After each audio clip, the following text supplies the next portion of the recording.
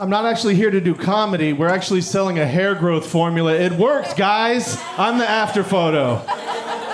I was confused. I was like, I think that time traveler overshot it, I think. How are we doing, everybody? Make some noise for yourself for being here tonight. Yeah. And keep that energy going for the real heroes of America, substitute teachers, everybody. That's right. Also, make some noise if you gave shit to substitute teachers growing up. Heroes. That's what I thought. I'm gonna deal with you guys. I feel bad for substitute teachers. I especially felt bad for substitute teachers who had silly last names. I don't know why they did that to themselves. I felt like the ones who went by the first initial of their last name were smarter. They were trying to mitigate some kind of trauma they were going to receive. Just like Mr. R, and there's some kid in the back. What's Mr. R stand for? And he's like, none of your fucking business. What that R stands for. We had a substitute teacher. His name was Mr. Christmas. Mr. Christmas had bright red hair and pale skin. He never stood a chance. Mr. Christmas got made fun of by my drama class. Like, you know how much of a dork you have to be to turn the prey into predators? It's like, my guy, you're getting made fun of by people who say perchance and huzzah. Any theater kids in here? All right.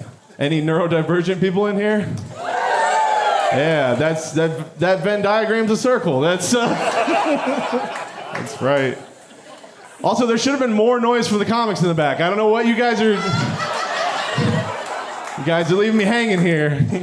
I'm diagnosed ADHD as a child, or at least I think I was. They put me on a leash when I was a kid. I think that's what that means. Any other leash kids? Bark if you were a leash kid.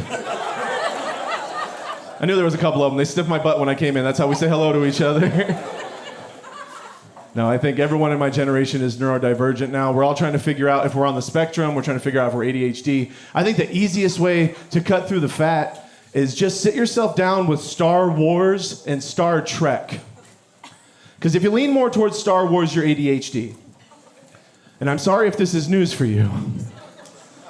But if you lean more towards Star Trek, you're autistic. Don't throw model trains at the messenger on this one. Have you seen Star Trek? None of the characters make any eye contact the entire time. And some of those characters have many, many eyes.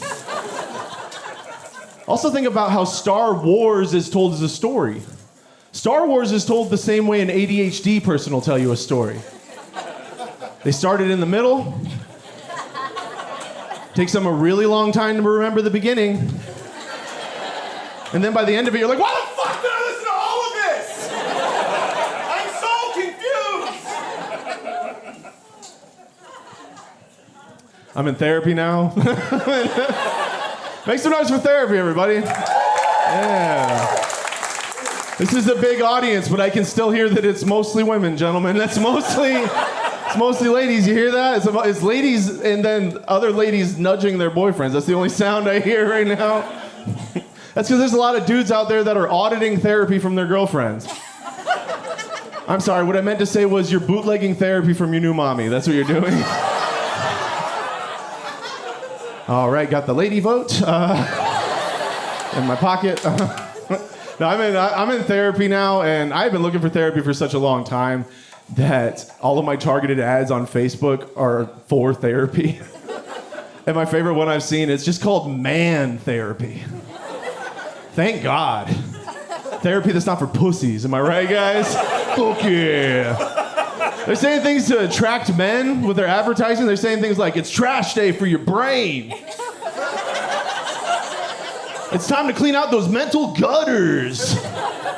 But depressed people don't do chores. I don't know if anyone's told them. I've been sleeping on the same pile of unfolded laundry for 2 weeks. That's not how you reach me. Also, I clicked the link to Man Therapy, and it just took me to Joe Rogan's podcast, okay? It just went full circle. I'm mostly in therapy because I grew up in Florida. That's why it takes a long time to power wash that out of your brain, is what I'm trying to tell you. You grow up in Florida, and I don't know if that's where they make sociopaths, but it's definitely where they do their best work. It's like if you want to be someone who never blinks and own a boat, The Sunshine State is the state for you. I grew up around sociopaths. The worst sociopath I ever knew was my grandfather. He was a bulgy-eyed redneck. He kind of looked like if you raised a goldfish in a bowl of Coors Light, I assume is what it would turn into. He was a bad dude. He was a racist. He was a homophobe. He was a sexist. Or old-fashioned, as he called it. His old-fashioned values. I'm glad he's dead. I'm glad he's gone. Yeah. I wish he would have lived a little longer to meet some non-binary people, though. That would have been hilarious. Watch his brain trying to figure that out, melt down like a wet robot. He'd be like, they're doing what? Which is ironic because he got their pronouns right on the first try. Hey, thank you so much, everybody. I appreciate you.